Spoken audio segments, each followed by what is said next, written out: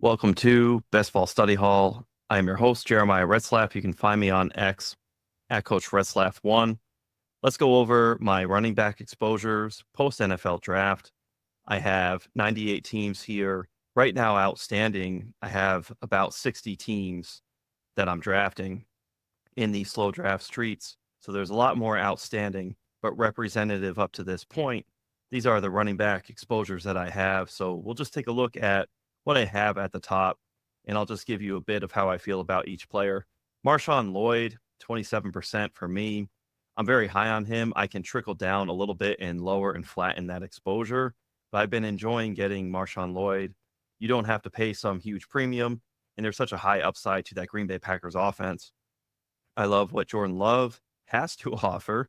And of course, we've talked about the four receivers in that Packers offensive game. And then you also have Musgrave and Tucker Kraft. There's a whole lot there offered. Granted, in the way is Josh Jacobs, but I really like the price point, the contingent value on Marshawn Lloyd. Jonathon Brooks, there's been this push-pull. I have him 24%. I've shaded a little bit off him to see if there would be any kind of a dip, but I really don't see any dip happening. So when Jonathon Brooks is back on the board for me, I will just resume clicking for him. Jaleel McLaughlin is third at 22.4%. I've called him Jaleel the Steel McLaughlin plenty. And my bullish outlook on that Broncos backfield, whether it's Javonte Williams, does Sean Payton really love Javonte Williams? Then take into account Audric Estime has an injury that he's dealing with, so he could miss some valuable time and development early on in the season. Samaj P. Ryan, we don't know if he'll be on the roster or not. Could he be? Absolutely. But I like the idea of Jaleel McLaughlin rising from the tide. And of course, you can get him so much later. Chuba Hubbard is my fourth highest exposure running back. That is a play on that Carolina Panthers backfield. I love the Carolina Panthers run game this year. Dave Canales is going to run so much out of that football. It's not even funny. And I think you're just beneficial to get Brooks and Chuba Hubbard just as much as each other. And right now, I have about a 3% difference, but both backs from Carolina are in my top five. Jalen Wright is there, 21%. He surprised me. I didn't realize that I had clicked him so much, but there he is. You love that upside. If just Raheem Mostert is out of the way, I think you see something big for Jalen Wright. Of course, Devon Achane. It's really a play of you have Achane, Mostert, and Jalen Wright. And if just one of them ekes out of the way, then there's such high upside for that player to come in. Now, Devon Achane, I think, has a solid set role. Raheem Mostert has a solid set role. So Jalen Wright is the guy who has to creep in, but all it takes is just one pebble to shift, and then things break through. I have Trey Benson next at 20%. And again, he's just a contingent value play. He's there around the same ADP as James Conner. I just love getting me some Trey Benson. Blake Corum is there at 20%. Again, contingent value. I don't buy into Kyren Williams entirely at Kyren Williams ADP. Now, Kyren Williams will not just necessarily go away.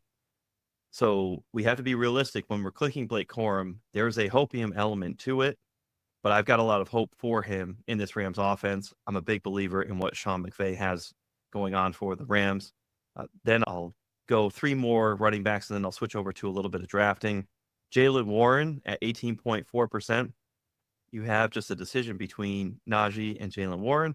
Lately, I've been clicking some more Najee Harris because I want to get some exposure to that Pittsburgh Steelers backfield. I have a lot of bullish cases that I can make for Najee Harris. And as I start telling myself those stories, I have to incorporate some clicks for Najee Harris, as disgusting as it may sound. But I do have Jaylen Warren there at 18.4%, followed by Kendre Miller at 18.4%. Again, that's just a contingent play. If Alvin Kamara is out of town, then I've got possibly an RB1 or at least a top 15 running back in Kendre Miller. I like the Clint Kubiak offense. The wide zone running scheme is going to be beneficial for Kendre Miller. It's just a matter of can Kendre Miller be healthy? And then Kamani Vidal, 17.3%. I really like the idea of him getting opportunity in that backfield. We've heard Gus Edwards is hurt. J.K. Dobbins, I love J.K. Dobbins, the player, but post-injury, I'm not so fond of J.K. Dobbins. I like the idea of Vidal being there. I do see Gus Edwards recovering in time for camp, so I'm not so sure this is just 100% an asymmetrical upside for Kamani Vidal. You'll have some flattening in that backfield, and there's going to be somebody else taking the bruises, taking the hits in the Chargers backfield besides just Kamani Vidal. We want somebody to just be the bell cow. I'm not so sure we're ever going to get that with the Chargers offense. I think that's going to end up being some hopium. I know Austin Eckler talked about, hey, the Chargers didn't want me. I didn't want the Chargers to give me 300 carries a year. I wasn't the guy. So then people are thinking it'll be Kamani Vidal. That's not necessarily the case, but those are my top exposures. I am clicking different players all throughout, trying to just differentiate and change. A little further down, I have guys like Tajay Spears, Devon Achane, Chase Brown, Ray Davis, Bijan Robinson, and also Brian Robinson Jr. Brian Robinson Jr. is somebody who I have 11.2% of. I want to get those numbers up on him. And then Khalil Herbert at 14%. There's just that contingent trade value or cut value that people are rumoring and murmuring about. But in the event he's still in that Chicago backfield, I still do like his skill set. And of course, this is an attrition sport, attrition position with Swift and Roschon. I really do enjoy clicking on some Khalil Herbert. One thing you'll notice about my running backs is I am somebody who will draft a lot of rookies at the running back spot just for the fact that it's the quickest position that players can elevate short of a quarterback who just gets snaps from the start. Let's go to this first draft. I called it Pickens Breakout. Here I'm in round 4. I've got Breece Hall, Derrick Henry, and Jalen Waddle in this position where do I go Amari Cooper or George Pickens? I'm going to buy into the George Pickens breakout. In this instance, I'm going to tell myself that story in this draft. So I will clickety-click on some George Pickens here. Amari Cooper, though, is another player that I want to get my numbers up. He can be an easy player to patternistically avoid or not see there sometimes, but we have to understand he's such a splash player. Amari Cooper does nothing but produce. So in another draft, and I talk about this all the time, in another draft, I will go Amari Cooper because I want to get those numbers up. But for the story that I have for this team, with Breece Hall, Derrick Henry, Jalen Waddle, I'm trying to even up my position at running back and receiver. We're just 4 rounds in. I'm going to click on some George Pickens. And also, in this part of the draft, I've been going a lot of, and Zay Flowers isn't here right now, but I've been trying to do that Zay Flowers, Lamar, Mandrew stack. And I want to make sure that I'm not getting too much exposure to the Ravens in this spot, in this area. Granted, I have Derrick Henry. Derrick Henry is just somebody different that I have right now. And I like doing that, doing something different, clicking on Derrick Henry there. Now let's go to another draft. This was from Best Ball Night School, where Ed advised me on this team. I'll read off the team. It's a 2-3-5-2 team so far. I have CJ Stroud as my quarterback, Trevor Lawrence, Bijan Robinson, Jonathan Taylor, Raheem Mostert are my 3 running backs. So I started strong at running back. My receivers, Stephon Diggs, Christian Kirk, Hollywood Brown, Romeo Doubs, Dontavian Wicks. So good Packers exposure. We love the Packers offense. I talked about Marshawn Lloyd earlier. I love Green Bay this year. Whether I have love or not, I'm going to put some Packers on the squad. Then I have Evan Ingram and Dalton Schultz. Now a move at the 127 and the 138 picks. I had deliberated between Wicks and Schultz, and Ed had advised me, hey, push Schultz, go for Wicks, get Wicks as your 5th wide receiver, and then you can push and end up with Dalton Schultz. And that's exactly what happened. I went Dontavian Wicks at 127, and then Dalton Schultz, who has an ADP of 129, was there at pick 138 for me. So there was a slight fall. So good logic there, Ed. Thank you. And now I've got a team set up. I'm in another spot where which running back do I go? I have Jalen Wright, who I want and queued up here in this situation. But the thing is, I have Raheem Mostert. So my running backs again are Bijan, Taylor, and Mostert. And as I'm at a 2-3-5-2 build, I don't so much love the receivers in this range. So I'm all about the running backs in this range. And part of the exposures, Jalen Wright was one of those players that I spoke to. I have plenty of. I am going to go towards, in this spot, some Kamani Vidal. So you're always trying to hammer and flatten across your positional exposure. And in this spot, what presents itself is Kamani Vidal or Jalen Wright.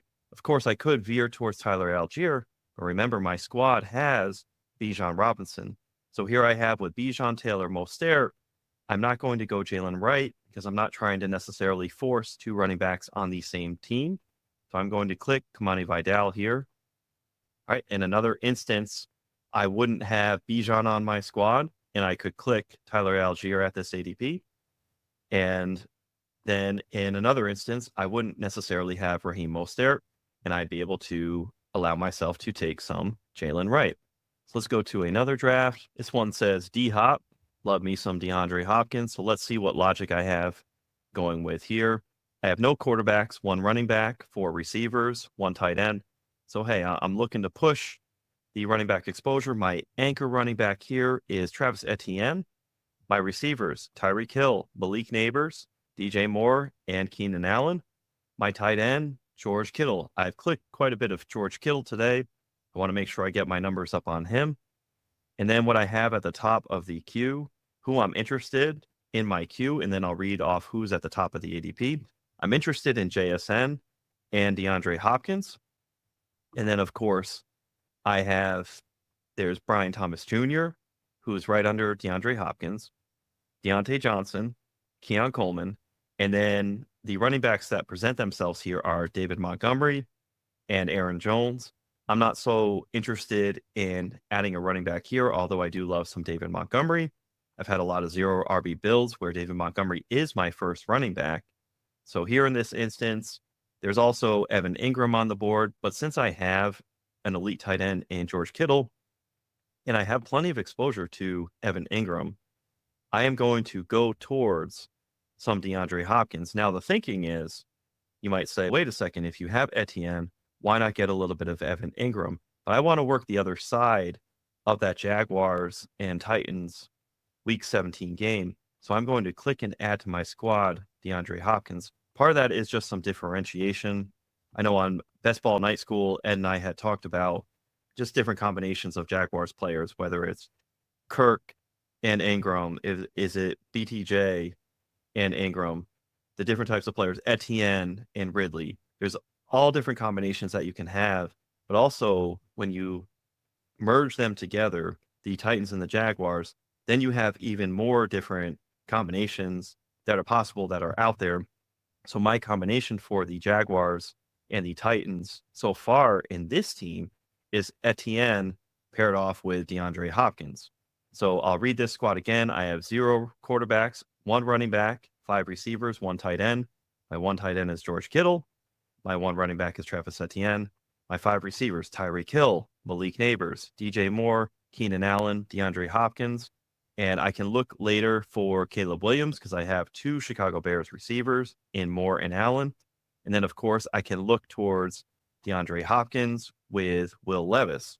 And then, of course, on top of that, if I want as well, when I'm searching in the Caleb Williams range, I can also look for some Trevor Lawrence to go with Travis Etienne Jr. So let's go to another draft. See what else I have here. Eckler Not Cooked. So I love some of the titles, the illustrations I put in my mind for myself for Best Ball Study Hall here. This is a 2-2-5-1 build. I have 2 rookie quarterbacks, Jaden Daniels and Caleb Williams. I love Jaden Daniels. He's either my highest or second highest exposure quarterback, both pre and post NFL draft. Caleb Williams there. I love some Chicago Bears on my squads.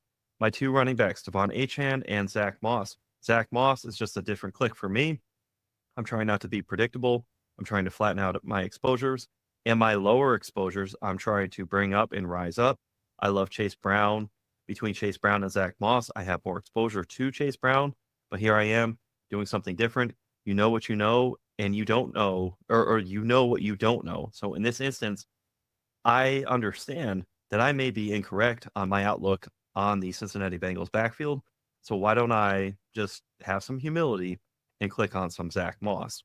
My 5 receivers, Tyreek Hill, Malik Neighbors, Terry McLaurin. There's Terry. That goes with Jane Daniels. Rome Odunze is there with Caleb Williams.